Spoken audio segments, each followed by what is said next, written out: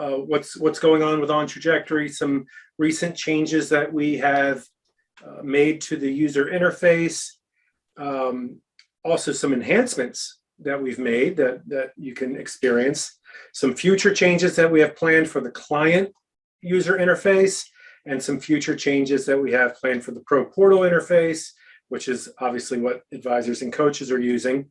And then open Q&A after that. So we should have plenty of time to answer anyone's questions.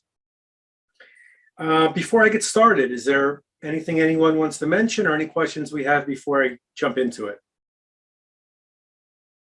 Okay, great. Now I'm going to actually stop sharing this screen and start sharing a different screen. Let's see.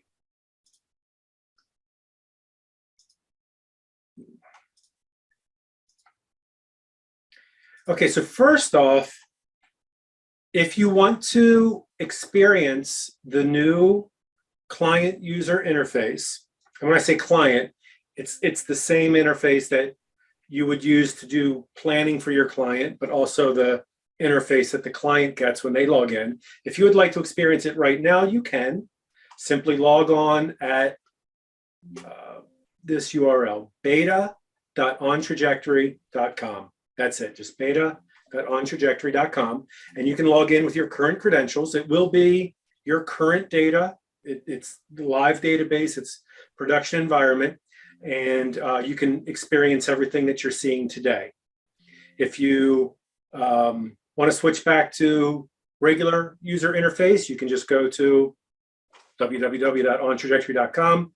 But once we make the switch to the new user interface, it'll be available from either place. So beta.ontrajectory.com. When you log in, when you first log in, it won't look any different. It's going to be the same interface that you're used to, although I am at one of the last items on this call, I'm going to show you some changes that we're going to be making even to this interface.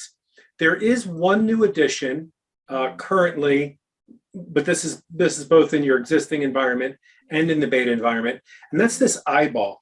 So we've heard from several advisors that what they would really like to be able to do is when they're sitting down with a client, if they're doing it person to person, it would be nice to be able to show the difference between what the advisor sees and what the client sees, because there are some subtle changes. Right now they are subtle changes. Later on, they're going to be bigger changes. So we're actually going to be launching a basic view for clients and an advanced view, which is the current view for advisors. But if you wanted to say, oh, you know, Mr. Schrute, when you log into OnTrajectory, you're going to get a similar environment to what we've looked at here in the office. But the difference is that the default scenario, the one that you get when you log in, this is locked. So this is locked for the advisor, and it simply says this scenario is locked by advisor.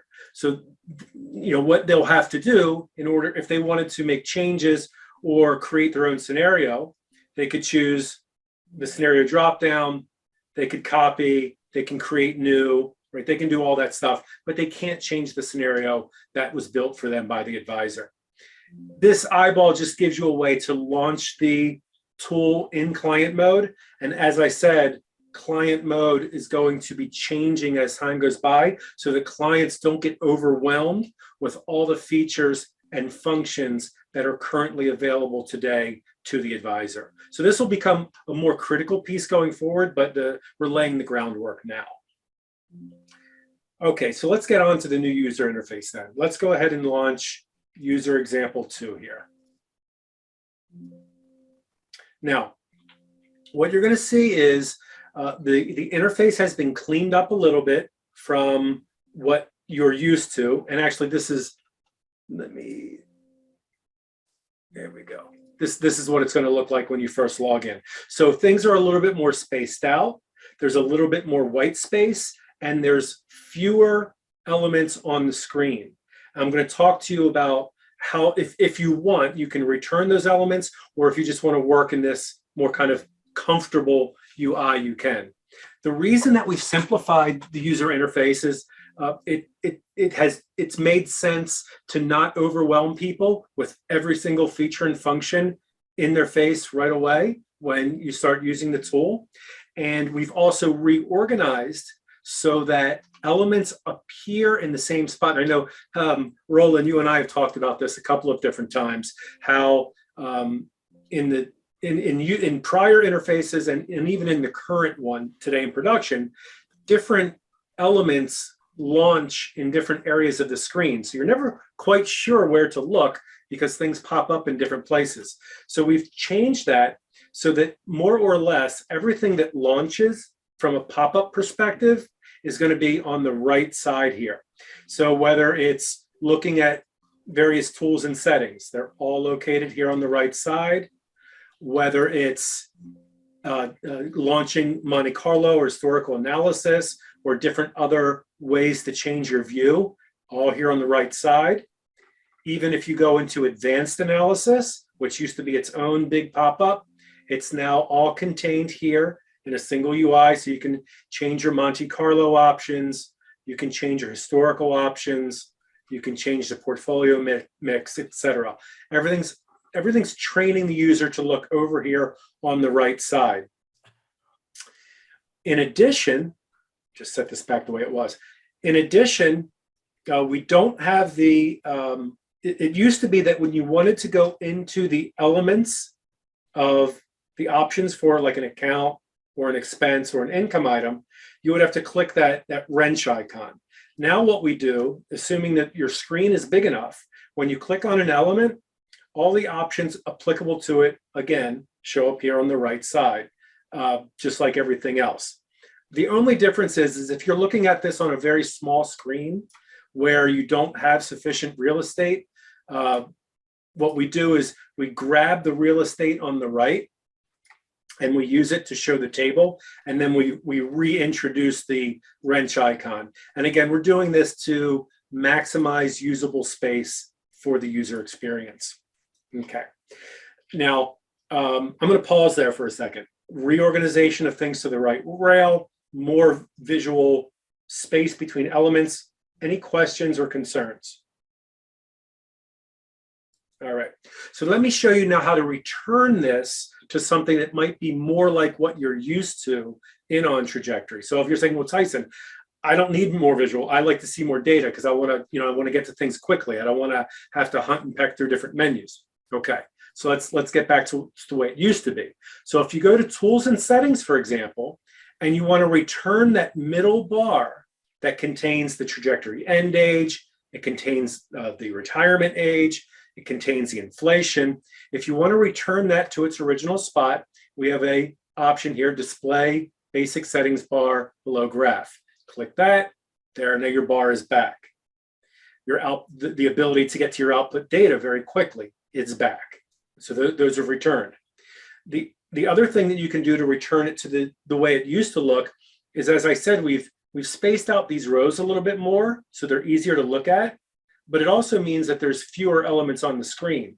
So if you want to compact them, you can click Compact View, and that's going to tighten everything up and return it to the way it was before, so that you can see the same number of accounts or the same number of expense streams or the same number of income streams as you could before.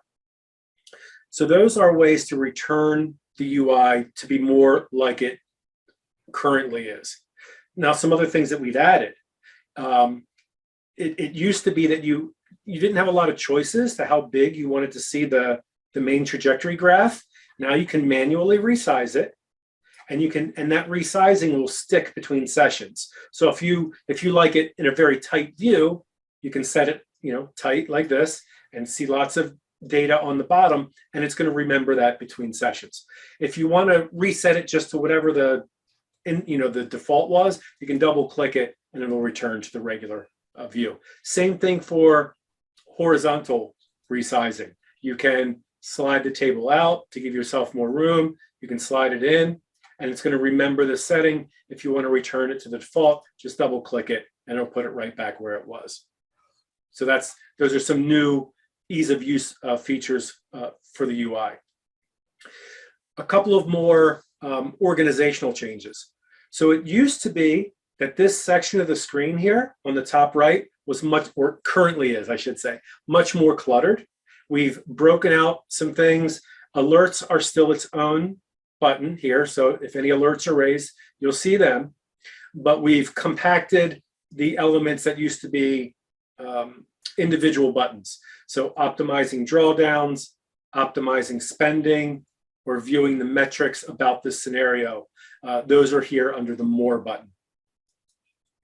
Everything else, I know everyone doesn't have the UI memorized like I have, but everything else used to be behind a big main menu button up here on the top right. And what we've done is broken that out a little bit. So under Tools and Settings, these are the things that used to be nested under different menus. We've broken them out and made them one list. So you've got your basic settings, advanced settings, and these have not changed. The user interface for these are the same. It brings up these advanced calculation options, interface options, tax settings, etc. That's the same. It's just where you get to them. And then, we have a today versus tomorrow's dollars calculator. We've got the ability to set points in the future when certain amounts or goals are reached, create the PDF output report, and view your progress history. That's where these guys are located. They used to be under the main menu button. They're now here under Tools and Settings. And that is about it. There was one other small change. There was in the main menu button to get to the user's profile was a top level element, and it's just now here under the person's initials, the profile, and that just contains profile settings, email, the plan. Obviously, for advisors, this doesn't count, but that's where this information is located. All right. Are we back? So now I'm going to pause again because I've laid on you organizational changes, philosophical changes, questions. Okay. All right. Well, I'm going to take this as a good sign because no one said, "Oh, Tyson, this is terrible." So that's good. Now, so I want to get back to the agenda. Those are the changes to the UI, but we've also got enhancements to this UI, and I'm really excited to talk about all of them. But let me start with the first one.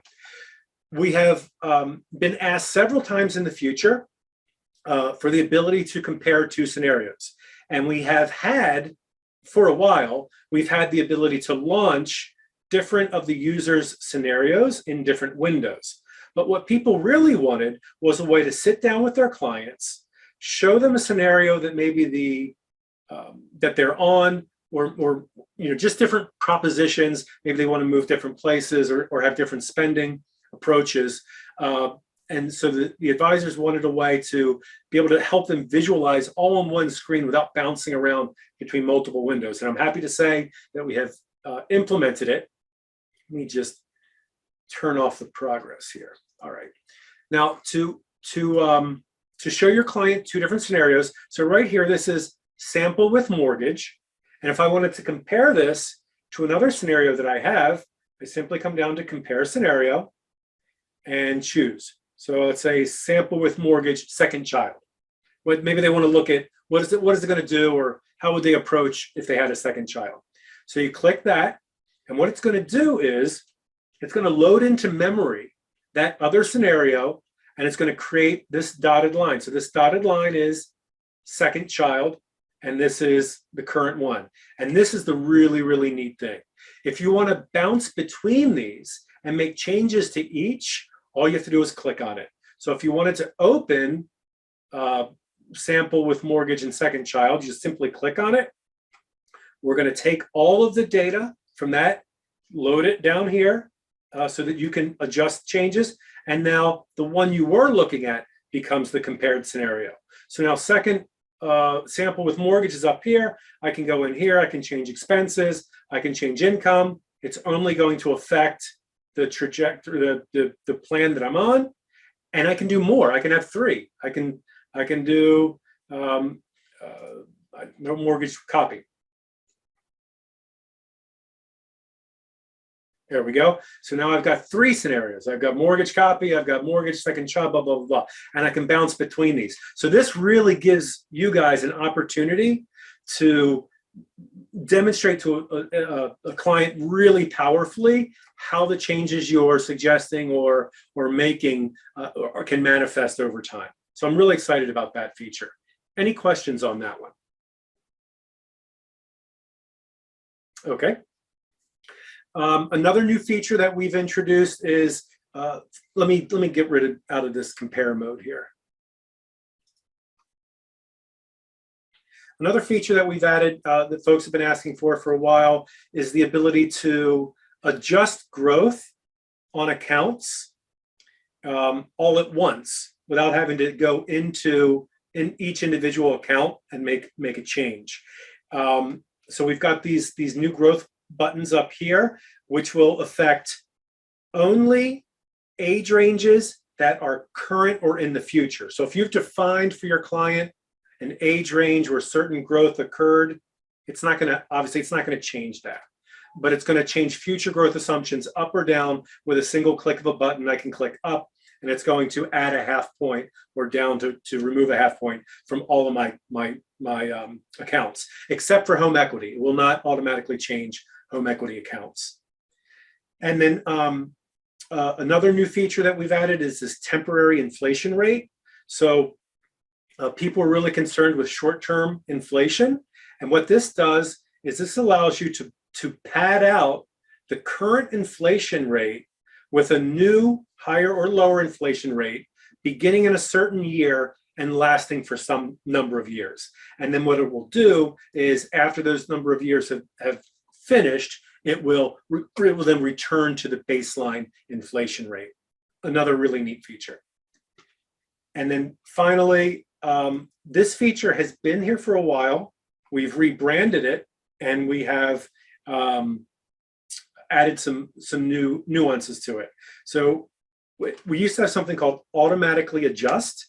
And what you could do is you could choose to target an ending amount for your client. So let's say your client, this client right here is, they're heading out the door with $455,000. I say, oh, that's too much. Maybe I want to spend enjoy a little bit in my lifetime. So we've long had the ability to automatically adjust expenses from the current date and target an ending amount.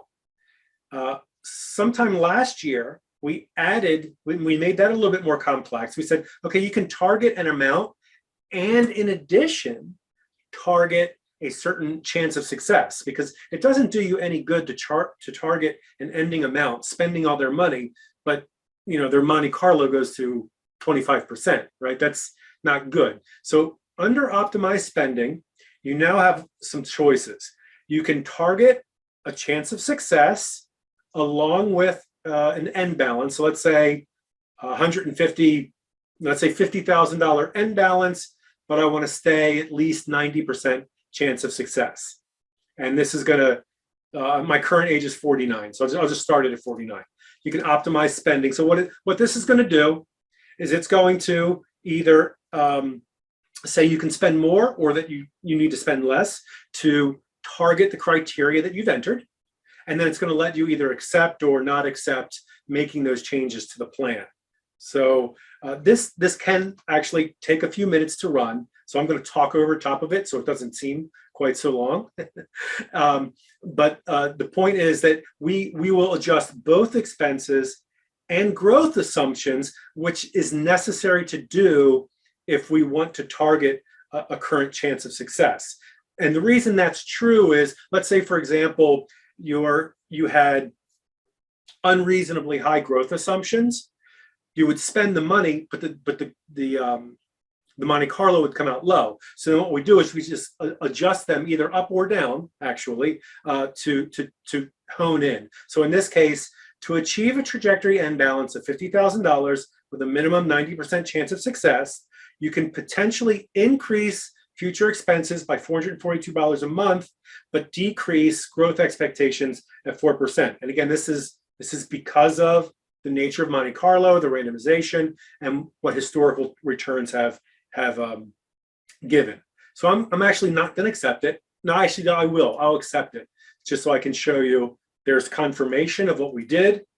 And here on the expenses, you see the expense adjustment listed here. So that's pretty neat, right? I think. Some other options you can do is if you don't want us to touch your growth assumptions because you've got your reasons, you can turn that off so that we don't touch it. But the other really neat thing that we just recently added is it doesn't have to begin from right now. So let's say they've got a solid spending plan in place. They know what they're going to be spending for the next 20 years, but after that, it's a murky mess. Maybe they want to follow the 4% rule. Maybe they want to have just a tool figure out the spending. You can set a target age. So let's leave the spending in place from now, but then adjust only after 65 or above. And I'm just going to change this so we do some different calculations. Target 150,000. So now what this is going to do is it's going to set up the new targets, but only change the expenses from that future date, which is, I think, is a really neat feature as well. I'm pausing again for questions, comments, concerns. Wow. Okay. Either everyone hates it or everyone loves it. I'm not sure. We'll find out later. I'm going to remove the adjustments on this plan. I'm going to close it and go back to my agenda here. Okay. So I discussed scenario comparisons. I discussed some minor things in the UI. I discussed optimized spending. Those are all features that you're only going to get in the new user interface, which again, you can get to beta.ontrajectory.com. Before I go further, I want to ask a couple of questions if anybody, well, I'll just say what the plans are. So originally, I had hoped to do this workshop. I had hoped to do it a couple of weeks ago, but we didn't have everything in place for it. So it's today, March 30th. Originally, we had planned on switching interfaces the first week in April. I'm not going to do that to you guys. I'm not going to give you 5 days and then turn on the new user interface. I want to give you time to experience it. But I want to know what you think might be the right amount of time. I'm thinking about 2 weeks. Should give folks a chance to go in, if they want to, go in, kick the tires, play with it. It's not a drastic, huge change, so I don't expect it to be particularly painful for anyone, but I do want to give people ample time. So does anyone have a problem if we target to move to this new user interface in about 2 weeks? No, that's great, Tyson. I can't log into the beta, so maybe offline if you can help me check on that. Yeah, will do, Roland. No problem. Yeah. You have to check because we have that. Yeah, Yep. I'll just check your credentials real quick. Okay. All right. So that's what I'll do. Obviously I'm going to confirm all of this with the group. I will send up a follow-up email. I will send a link to beta. I will send a link to the recording, and I will canvas additional Q&A. And if we get questions, I'll send them all to the group. All right. So that was the main point of this call. Let's get into some other fun stuff. All right. So what's on the agenda for OnTrajectory moving forward? Let me see where my presentation is. It's over here. Because we actually have some really neat, I think, some neat stuff coming that's even more interesting than all of this. Okay, so you heard me talk initially about the ability to have a client view that's even simpler than the one that we have today, that will be just for clients. And it will be the baseline view for retail clients, but they'll be able to purchase the advanced view. And this isn't a mock-up. This is a screenshot of what we have in development. Not huge amount of changes. I mean, the layout is basically the same. The scenario dropdown is here. This area of the screen has been cleaned up, and we just have a legend. The chance of success is an overlay here, and all the menus, right? These analyze and view, and all this stuff has been cleaned up. and we're going to for the basic client view, a lot of it's not going to be available at all. But for even for the advisor view, we're going to compact a few of the menus even further. Again, just so it's not so busy and that the reorganization is nice. So this is the basic layout of what we're going to be having for the basic view. The advanced view, which is your view, is going to be very similar to what I just showed you. There's going to be some color changes. Again, some of the menus might change names, but by and large, it's going to be the same. Going to have the same features with the ability to resize.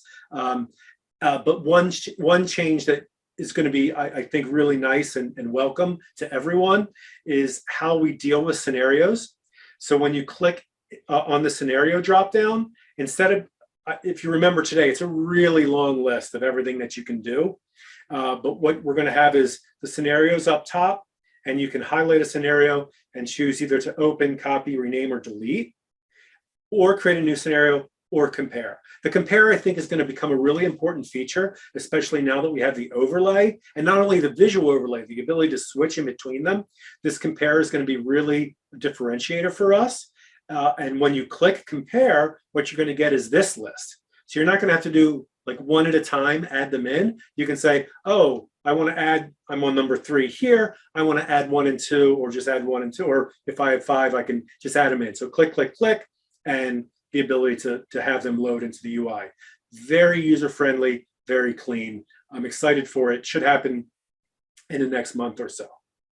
And then finally, the new Pro Portal. So this look and feel that we're currently kind of half implemented, and this will be the full realization, will also be moved into the portal, and we're going to add some new features here.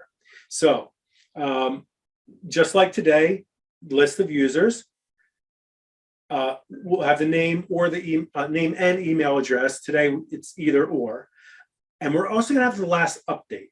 So you'll be able to know if your client is actually going in and using the tool, and we're going to have a full audit trail of what gets changed by who. On the outside of the portal, you'll just see whoever made the last update. And then status is the same. And then we're going to be introducing this 3 buttons menu, which you can either open the client view or there's some other nuances. If you remember, when you're onboarding new clients, you can either tell them that they now have a login ID, or you can not tell them, and you can correspond with them later. So some really neat stuff here.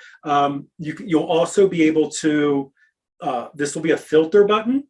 And we've had a request actually that sometimes when clients go to visit, when advisors go to visit their clients, they don't want to log in front of their client, and their client sees everybody in their list. So this filter is going to be a savable filter where you can click on the filter, click on Sam Lynch, and log off. Then when you go to visit Sam Lynch, when you log in, only Sam Lynch is going to be saved. So it's a way to have some privacy around your clients. We have some other plans for the Pro Portal, but they're a little bit farther away, so I'm going to hold off talking about them. But you should see this stuff again in about a month or maybe 6 weeks.